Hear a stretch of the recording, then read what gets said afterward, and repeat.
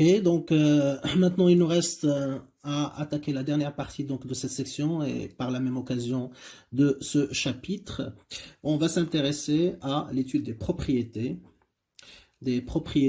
du TMS. Donc c'est un ensemble de caractéristiques, d'accord, que présente le TMS et qui sont très utiles pour la suite de notre cours. Donc propriétés du TMS, taux marginal de substitution. Ok. Très bien. Alors, de quoi s'agit-il? Alors, la première de ces propriétés, eh bien, ça nous rappelle un petit peu, si vous voulez, donc comment dirais-je, propriété, enfin, la signification du TMS, donc, si vous voulez. Premièrement, c'est que le TMS, donc, on peut rajouter aussi la signification ici. Donc, le TMS, en fait, sa signification donc économique, c'est un taux d'échange, comme on avait dit, est un taux d'échange entre les biens X, Y ou les biens et services. Entre les biens, c'est un taux d'échange entre les biens. Ok, donc ça veut dire quoi? Il nous indique de combien je dois abandonner d'un bien pour obtenir une unité supplémentaire d'un autre bien sans que mon utilité donc change. Donc elle reste identique, constante. Donc c'est un taux d'échange entre les biens. Et par la même occasion, bien sûr, c'est un taux de conversion en fait. On peut aussi l'appeler taux de conversion. Taux de conversion entre biens. Donc, quel est le taux de conversion entre l'euro et le dirham? Donc, on a dit c'est égal à 10. Le taux de conversion entre des oranges et des pommes. Le taux de conversion entre des pantalons et des chemises, etc. Donc, quels que soient les biens que vous voulez échanger avec quelqu'un d'autre. Donc, vous posez la question, quel est le taux de conversion? Combien je vous donne et combien vous allez me donner en échange? D'accord? Donc, c'est un taux de conversion. Très bien. Deuxième caractéristique du TMS, c'est que le TMS est personnel. Donc, il est subjectif. Il est subjectif car il dépend bien sûr, il dépend, d'accord, de la satisfaction que ressent chaque individu quand il va consommer un bien. Et donc, même s'il s'agit du même bien, on le donne à deux personnes différentes, ils vont ressentir deux niveaux de satisfaction différents. Donc, c'est la raison pour laquelle on dit que c'est subjectif. Donc, elle est subjective car elle dépend des niveaux, d'accord, de satisfaction personnelle des consommateurs. Rappelez-vous, donc le TMS est égal à U' de X sur U' de Y, donc ça dépend de l'utilité de la satisfaction. Et quand on demande à un individu, à un consommateur d'abandonner des unités de Y pour avoir une unité supplémentaire de X, donc ça dépendra de l'utilité qu'il ressent pour, c'est-à-dire le bien Y et le bien X. Donc si moi par exemple, le bien X me procure plus de satisfaction que le bien Y, eh bien, je vais abandonner facilement le bien Y pour obtenir des unités supplémentaires de X. À l'inverse, si je tiens au bien Y, donc pour avoir des unités supplémentaires de X, je ne vais pas abandonner une grande quantité du bien Y. Et inversement pour quelqu'un d'autre. D'accord? Donc c'est subjectif, c'est personnel, ça dépend des besoins et de la satisfaction ressentie. Très bien. Alors, troisième aussi, donc je dirais signification. On est toujours là au niveau des satisfactions, pardon, de la signification. Troisième signification, elle est un petit peu graphique. Donc, le TMS, en fait, représente, ok, la pente. D'accord? Il représente la pente de la courbe d'indifférence. Donc, je crois que tout le monde connaît un petit peu donc ce concept de pente, la pente de la courbe d'indifférence. En fait, en réalité, c'est la pente de la tangente à la courbe d'indifférence. Mais bon, pour simplifier, on va dire que c'est la pente de la courbe d'indifférence. Rappelez-vous, donc TMS, c'est moins delta Y sur delta X. Donc, on peut dire que c'est la pente en valeur absolue. Donc, je mets ici, donc valeur absolue. Pourquoi? Parce que le TMS, on lui a mis ici moins, donc pour avoir une valeur positive, alors que la pente, elle est négative. Donc, je mets en valeur absolue pour que ce soit aussi positif. Donc, le TMS représente la valeur absolue de la pente de la courbe d'indifférence. Donc, ça, c'est la signification graphique. Et on aura besoin, lorsqu'on va traiter de l'équilibre du consommateur, ok, graphiquement, hein, la solution graphique dont on avait parlé au début, enfin dans l'introduction de cette section, ok. Très bien. Voilà un petit peu les trois significations dont vous devez vous rappeler. Premièrement, donc c'est un taux d'échange, de conversion entre les biens. Hein, donc de combien j'ai besoin, d'accord, d'abandonner, de renoncer d'un bien Y pour avoir des unités supplémentaires de X. C'est subjectif, ça veut dire que ça varie d'une personne, d'un consommateur à un autre, même s'il s'agit des mêmes biens, des mêmes unités. Et puis le TMS donc représente la pente. Très bien. Alors, le TMS possède deux propriétés qui nous intéressent ici, qui sont très utiles. On va les développer. Deux propriétés. Okay. Alors, la première de ces propriétés, c'est que le TMS reste inchangé. D'accord? Reste inchangé suite à une transformation monotone croissante. Alors, ça veut dire quoi? Ça veut dire que si V est une TMC de U, ok, cela implique que le TMS ne va pas changer. Ça veut dire quoi? Ça veut dire que le TMS de U sera égal au TMS de V. Ok. Et donc ça, c'est très important. Pourquoi? Parce que ça va me permettre de vérifier est-ce qu'une fonction V est une TMC de U. En utilisant quoi? Juste en calculant les deux TMS, les deux fonctions. Si j'ai le même TMS, ça veut dire que V est une TMC de U, ou à l'inverse, si vous voulez, U est une TMC de V. Ça va dans les deux sens d'ailleurs. Au contraire, si je trouve que c'est différent, je trouve deux TMS différents pour les deux fonctions d'utilité, bah à ce moment-là, je dis que V n'est pas une TMC de U ou vice-versa. Okay. Et donc là, c'est très intéressant parce que ça va nous permettre de changer la méthode de répondre à la question est-ce que V est une TMC de U? Rappelez-vous la démarche qu'on suivait, à savoir, premièrement, essayer d'écrire V en fonction de U. Est-ce que c'est une composée? Deuxième condition, on prend deux paniers, on regarde est-ce qu'ils donnent le même classement. Donc là, fini avec cette méthode. Donc maintenant, c'est plus rapide avec le TMS. Si on vous pose à partir de maintenant donc la question dans un examen, vous trouvez la question dans les examens des années dernières, est-ce que V est une TMC de U? Donc là, directement, vous calculez le TMS des deux et vous comparez. S'il s'agit du même TMS, donc on a une transformation monotone croissante, c'est vérifié.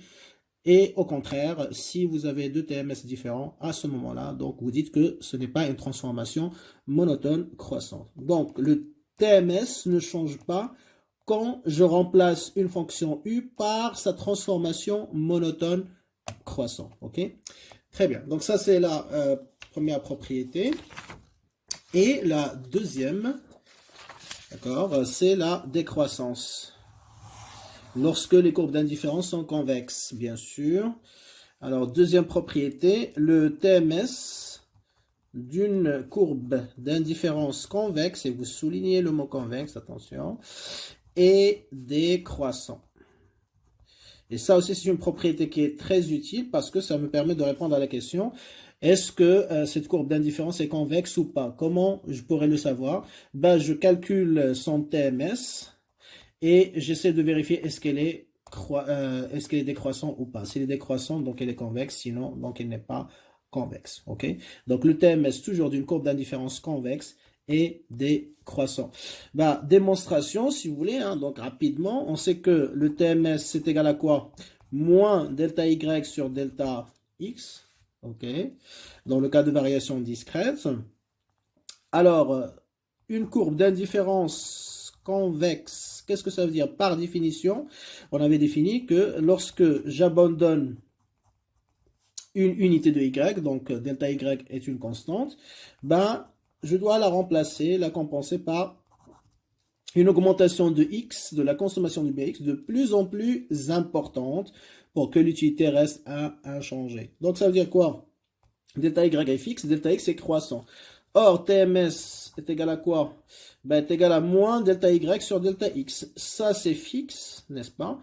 Toujours égal à moins 1. Et là, c'est croissant. Donc, quand je divise une valeur fixe par un dénominateur, une autre valeur qui est de plus en plus élevée, par exemple, ici, j'ai moins 1 sur 1, donc ça fait égal à moins 1, enfin moins 1, donc ça fait 1, moins 1, donc sur 2, donc là ça devient automatiquement 0,5. Si je divise par 4, donc ça devient 0,25 et ainsi de suite. Donc ça veut dire quoi? Ça veut dire que le rapport moins delta y sur delta x, il va baisser. Or, le rapport, c'est quoi? Ben, c'est le TMS justement. Donc TMS sera décroissant. Donc là, je pars de la définition de la convexité et j'obtiens effectivement que le TMS est décroissant. Ok? Très bien. Donc voilà ces deux propriétés dont je vous ai parlé et effectivement ça permet de répondre à des questions le jour de l'examen. Donc rappelez-vous-en, c'est très très important. Ok? Très bien. Alors je vais prendre peut-être un exemple. Une petite application si vous voulez, afin de, bon, on a fait la démonstration, mais on peut faire aussi une application, et ça nous permettra aussi hein, donc de, comment dirais-je, de donner l'explication économique, ok? Donc on va dire application 1. Très bien, alors juste pour gagner du temps, donc j'ai l'énoncé ici, ok? Donc on a un consommateur qui a le choix entre les combinaisons suivantes, donc C1, 5, 40, C2, 10, 32, C3, 15, 26, ok, C4, 20, 22, et puis C5, 25, 20. Je rappelle, les premiers chiffres représentent les quantités de X, et les seconds chiffres, les quantités de Y. Ces combinaisons appartiennent à la même courbe d'indifférence, comme ça on a le droit de calculer le TMS entre ces différents points. Question, comment évolue le TMS entre ces différentes combinaisons? Donc on va calculer le TMS entre chacun des deux points, voilà, C1, C2, ensuite C2, C3, C3, C4 et C4, C5. Et on va voir comment évolue voilà, ce TMS. Est-ce qu'il est croissant, est-ce qu'il est décroissant, est-ce qu'il est constant, est-ce qu'il ne change pas? Ok, très bien. Donc on calcule le TMS entre ces différents points, C1, C2, C3 jusqu'à C5. Ok, très bien. Alors on peut faire, si vous voulez, un petit tableau, hein, donc rapidement. Ok. Alors, donc direct. Je rappelle, on a le droit parce que les 5 combinaisons appartiennent hein, donc à la même courbe d'indifférence. Donc C1, C2. Je calcule le TMS entre C2, C3. Après, il se déplace de C3 à C4. Et enfin, entre C4 et C5. Je rappelle, C1, C2, ce sont les combinaisons. Okay. Très bien. Alors, je calcule delta Y si vous voulez. Je le fais sous forme de tableau pour changer un petit peu, d'accord? Mais sinon, on peut aussi faire comme on a fait précédemment, hein, donc il n'y a pas de problème. Donc, delta Y, c'est-à-dire combien d'unités de bien Y, imaginons ce sont les pommes, d'accord? Et combien de pommes je dois abandonner pour avoir des oranges, par exemple. Donc là, delta X, ça mesure la variation de combien j'augmente les oranges et là, de combien je baisse les pommes, ok? Et là, on va avoir le TMS, bien sûr. Alors, delta Y, quand je passe de C1 à C2, voilà, donc je remets hein, donc les données ici. Quand je passe de C1 à C2, eh bien, la quantité du bien Y, elle est là, hein, donc passe de 40 à 32. Donc, il baisse, n'est-ce pas? Il baisse de combien? Bah, la différence, hein, donc finale moins initiale. 32 moins 40. Donc, ça fait moins 8. Donc, je mets ici 32 moins 40, ça fait moins 8. Ça veut dire que je baisse la consommation de mes pommes de 8 pommes ou de 8 unités, comme vous voulez. D'accord? Alors, après, la consommation du bien, qu'est-ce qui lui arrive? Ben, elle passe de 5 à 10. Donc, il augmente de combien? De 5 unités. Pourquoi? Parce que final, c'est 10, initial, c'est 5. 10 moins 5, ça fait plus 5. Donc, 10 moins 5, ça fait plus 5. Et donc, le TMS est égal à combien? Ben, est égal à moins delta Y, c'est-à-dire moins 8, divisé par quoi? Par plus 5. Et donc, ça nous fait 1,6 hein, à peu près, si vous voulez. Okay. Donc, ça veut dire quoi? Ça veut dire, en passant de C1 à C2, le consommateur, il a abandonné 8 pommes pour avoir 5 oranges supplémentaires. Ça veut dire quoi? Ça veut dire, pour avoir une orange supplémentaire, il a abandonné à chaque fois 1,6 unités. Ok, très bien. Et on continue comme ça pour les autres paniers. Donc, pareil, quand on passe de C2 mais ici, de C2 à C3, donc Y passe de 32 à 26, donc il baisse. De combien? De 26 moins 32, ça fait 6 unités. Donc 26 moins 32, ça fait moins 6. Et la consommation du bien X va passer de 32, de 10 à 15. Donc ça fait une augmentation, encore une fois, de 5. Donc là, pareil, hein, donc ça fait moins 6. Et je divise par 5. Et ça me donne donc 1,2. Pareil. Très bien. C3, C4. La consommation de bien Y passe de 26 à 22. Donc 22 moins 26, ça fait moins 4. Et après, hein, donc on a la consommation qui passe de 15 à 20. Donc pareil, il va augmenter. 20 moins 15, toujours de 5 unités. Donc ça fait moins. Alors, est-ce que c'est toujours plus 5? Non, hein, donc ça dépend de l'exercice. Donc moins 4 sur plus 5, donc ça fait 0,8. N'est-ce pas? Et à la fin, donc on a bien sûr hein, donc, le passage de point C4 au point C5. Donc Y passe de 22 à 20, ça veut dire que ça baisse de 2 unités, donc moins 2. Et puis toujours X, il augmente de 5 unités, c'est-à-dire 25 moins 20 plus 5. J'espère que c'est visible. Attendez un instant, j'ajuste la feuille. Voilà. Et je continue, donc pour le TMS, entre C4 et C5, donc ça sera moins 2 sur plus 5, et ça fait 0,4. Okay. Donc, question, comment évolue le TMS entre les points, à partir du point C1 jusqu'au point C5. Donc là, qu'est-ce que je remarque lorsque je suis entre C1 et C2? Donc, il me faut 1,6 pommes pour avoir une orange supplémentaire. Là, il me faut juste 1,2 pommes. Là, il me faut juste 0,8. Et enfin, c'est uniquement 0,4 pommes, hein, la moitié d'une pomme pour avoir une orange supplémentaire. Donc, ça veut dire quoi? Ça veut dire que à mesure qu'on passe de C1, C2, C3, C4 jusqu'à C5, eh bien, le TMS, il est comment? Il est décroissant. Okay. Et en réalité, lorsque vous allez représenter cette courbe d'indifférence ici, il va être convexe. Okay. Et maintenant, la question hein, donc qu'on s'est proposé hein, donc de traiter ici, c'est pourquoi justement, hein, donc lorsque la courbe d'indifférence est convexe, le TMS est décroissant. Et bien, ça a un rapport un petit peu avec presque la même explication qu'on avait développée pour la convexité de la courbe d'indifférence, si vous vous rappelez très bien. Et on avait dit effectivement que lorsque on passe du haut vers le bas, c'est-à-dire de C1 jusqu'à C5, qu'est-ce qui se passe? Le bien Y devient rare. Et s'il devient rare, il devient très cher. Et s'il devient très cher, effectivement, le taux d'échange va changer, il va être modifié. Au départ, ici, hein, donc, je suis au niveau du panier C1, c'est-à-dire 5,40. Donc, 40, j'ai 40 pommes et 5 oranges. Ça veut dire quoi? Ça veut dire que le bien Y, c'est-à-dire les pommes, c'est un bien abondant. Il y en a une quarantaine, d'accord? 40 unités. Donc, c'est abondant. Ça veut dire quoi? Ça veut dire que quand on me demande combien je suis prêt à abandonner de pommes pour avoir une orange supplémentaire, je suis prêt à abandonner 1,6. Pourquoi? Parce que le bien pomme Y, il est moins cher, il est abondant, donc il a moins de valeur à mes yeux. Par conséquent, je suis prêt à lâcher beaucoup de pommes pour avoir une orange supplémentaire. Maintenant, quand je me place ici au niveau de C5, c'est-à-dire le dernier panier, combien il me reste de pommes? Seulement 20. Donc, ça veut dire quoi? Ça veut dire que le bien, quand même, est devenu un peu plus rare. Et donc, son prix est devenu plus cher. Sa valeur a augmenté dans mes yeux.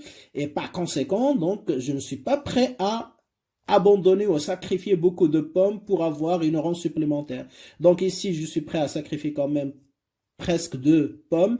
Là, je suis même pas prêt pour sacrifier la moitié d'une pomme. Tout simplement parce que le bien pomme Y, il est devenu rare, donc plus cher, et donc difficile hein, donc d'abandonner un bien qui a une valeur plus élevée pour avoir un bien dont la valeur aussi est moins élevée, parce que pendant que Y devient rare, X devient abondant, n'est-ce pas?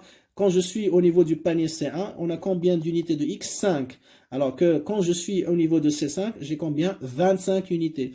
Donc, Y est devenu rare, donc plus cher.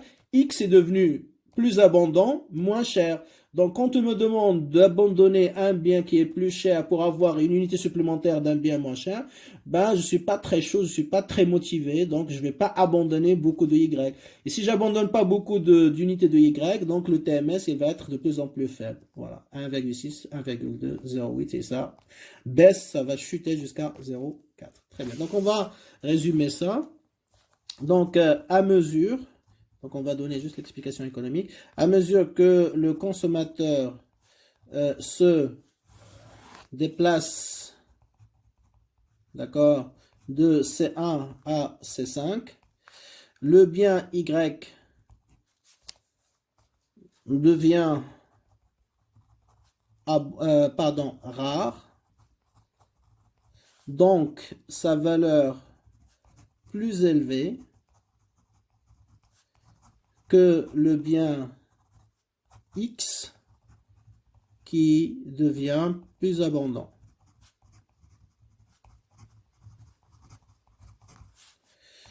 Par conséquent, donc le consommateur est moins disposé à abandonner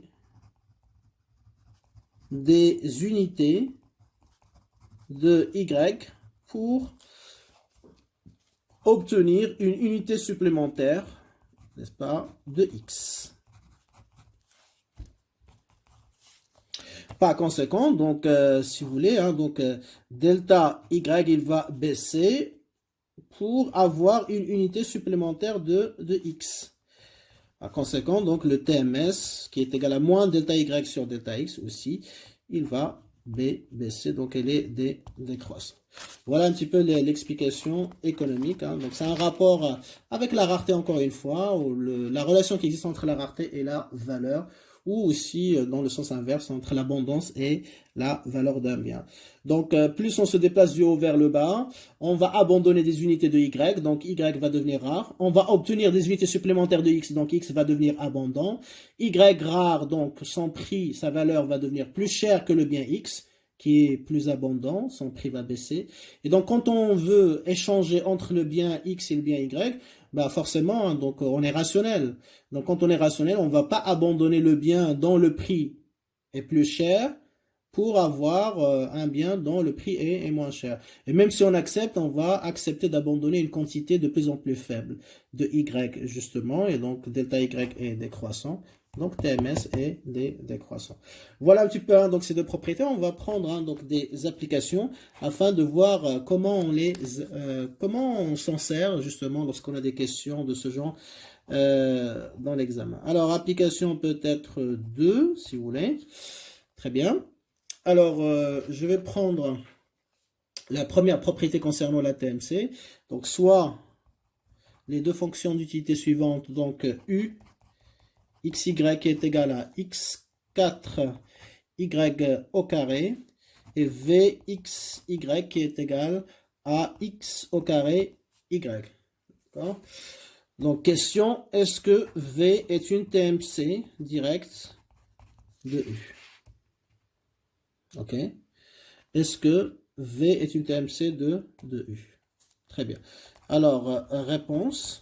Donc là, on va plus faire procéder à la démarche habituelle consistant à chercher la composée après deux paniers, ou comparer deux paniers ou les classer. Donc là, directement, on va utiliser le TMS. Très bien. Alors, qu'est-ce que je fais? Je prends le TMS de U. Je calcule le TMS de U. Alors, TMS de U, c'est U' de X sur U' de Y. Je suis dans le cas de variation continue, si vous voulez. Alors, ça donne quoi? Donc, dérivée de x4, y au carré, prime par rapport à x, et x4, y au carré, prime par rapport à y, comme d'habitude. Donc là, ça donne quoi? Donc, dérivée partielle, toujours. Y, c'est la constante, elle est là. Donc, je garde parce que j'ai multiplication, je ne vais pas mettre 0. Je dérive x4 par rapport à x. Ok. Donc, ça donne quoi? 4 fois x à la puissance 4 moins 1, ça fait 3. Et je garde y au carré, inchangé. Pareil, ici, c'est x qui va devenir la constante. Donc, je garde sa valeur inchangée. Et je dérive y au carré par rapport à y. Donc, qu'est-ce que ça donne? 2. X à la puissance 4 ne change pas. Et y à la puissance 2 moins 1, ça fait y à la puissance 1. Ok? Très bien. Après, je simplifie par 2. Donc là, il va me rester 2. Ok? X à la puissance 3. Je simplifie par x3. Donc ça veut dire que ici, il va me rester x. Là, je simplifie par y. Donc je simplifie par ça et par ça. Donc ça me reste, enfin, ça me laisse 2y sur x. Ok? Je répète, hein, donc ça fait 4 sur 2. Donc il reste 2. x3 sur x4, ça fait x3 divisé par x3 fois x. Donc, je simplifie par x3, il reste x en bas. Et là, ça fait y fois y sur y. Donc, je simplifie par y, il me reste y ici en haut au numérateur. Et donc, le TMS de U, on va le mettre ici, est égal à 2y sur x. Ok, très bien. Qu'est-ce qu'on fait après? Je calcule le TMS de l'autre fonction, c'est-à-dire v. Donc, ça fait aussi v'x sur v'y qui est égal à x au carré y' par rapport à x, d'abord, et x au carré y' par rapport à y. On continue. Donc, pareil, même principe de dérivée partielle. Y, donc, elle est fixe, c'est une constante. Donc, je dérive, voilà, 2 au x au carré, ça me donne 2x. Ok, y. Hein, j'oublie pas. Et ensuite, là, x au carré devient la constante, je dérive y. Y' c'est 1, donc il reste ici x au carré. Donc là, je peux simplifier par x. Qu'est-ce qui me reste? 2y sur x, c'est-à-dire 2y sur x. Qu'est-ce que je remarque? J'ai le même TMS. On a TMS de U qui est égal TMS de V. Par conséquent, donc on peut en déduire facilement que bien sûr, les deux, puisqu'ils ont le même TMS, donc V est une TMC de U. Ou l'inverse, U est une TMC aussi de V. Ok? Très bien. Alors, voilà la démarche. Vous voyez que ça va plus vite, plus facile. Alors, je prends peut-être un deuxième cas. Ok, pour changer un petit peu. Ok. Allons-y. Je prends cette fois-ci U xy qui est égal, on va dire, à x 1 demi, ok, x 1 demi, y 1 demi, et vxy qui est égal à, on va dire, moins x à la puissance moins 1 demi, y à la puissance moins 1 demi.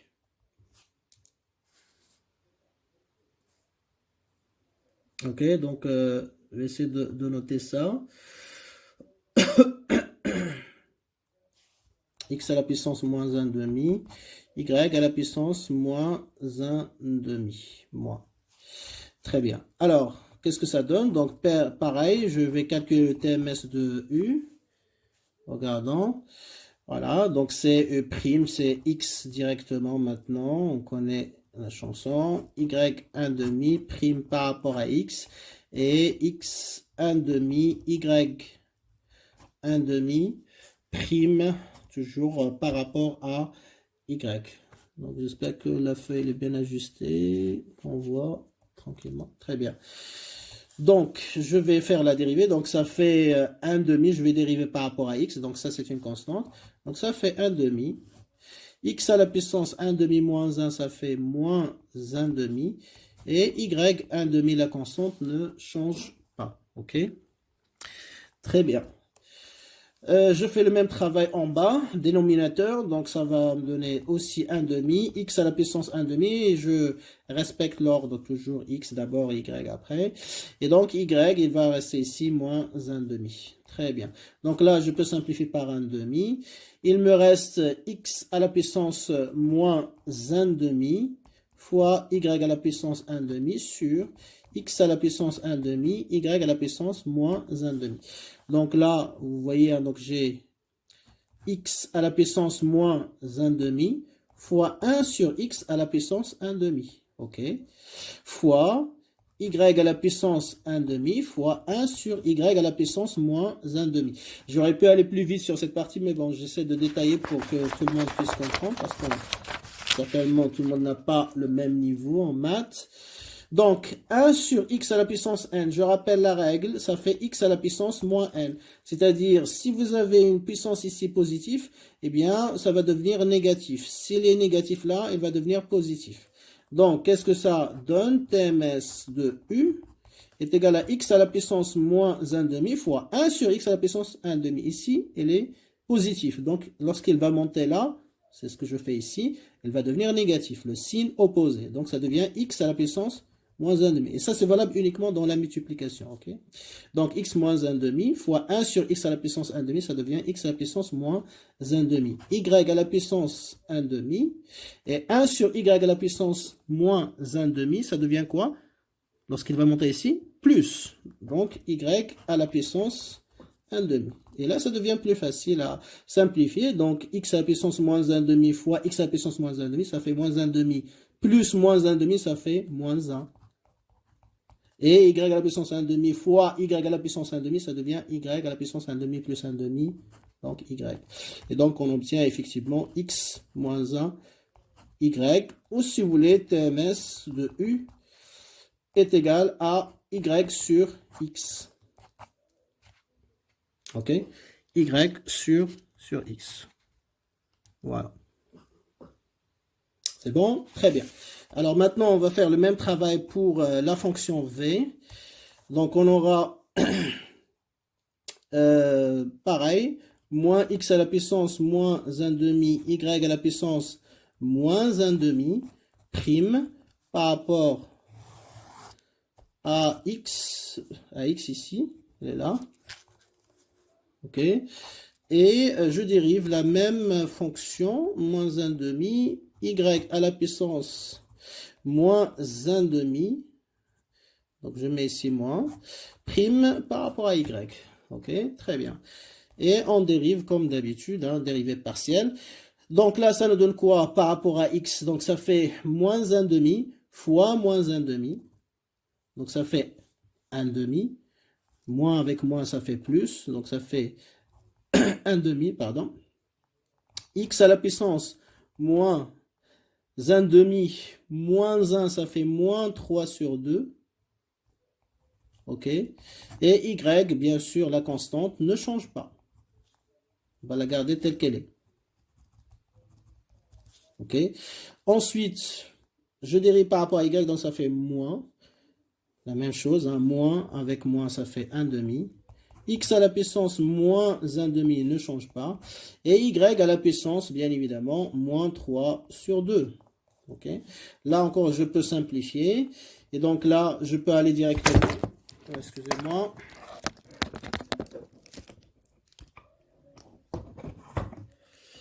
Désolé pour ce petit... Heureusement, le support est là, lâché. Allez, on va y arriver.